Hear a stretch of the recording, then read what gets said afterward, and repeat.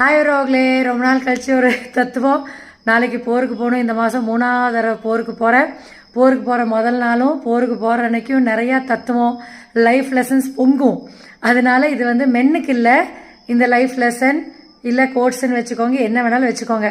இது வந்து specially emotionally ஃபுல்லாக இருக்கிற விமனுக்கு, என்னைய மாதிரி இமோஷ்னலி ஃபுல்லாக இருக்கிற விமனுக்கு. ஒரு ஆம்பளை விட்டுட்டு போயிட்டான் அப்படின்னு சொல்லி அழுகிறியா?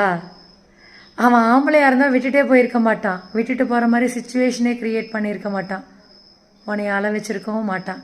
உன் மேலே உண்மையான அன்பு இருந்தால் உன்னைய அழுக வச்சிருக்க மாட்டான். சிரிக்க வைக்கலனாலும் பரவாயில்ல, அழுக வைக்காத ஆம்பளைக்கு வேண்டி கண்ணீர் சிந்துறதுக்கு பழகிக்கோங்க சிஸ்டர்ஸ். Bye all. தத்துவம் பிடிச்சிருந்தா உங்கள் ஃப்ரெண்ட்ஸுக்கு உங்கள் ஸ்டேட்டஸ்லலாம் ஷேர் பண்ணுங்கள். என் புகழ் எல்லா பக்கமும் பரவட்டும்.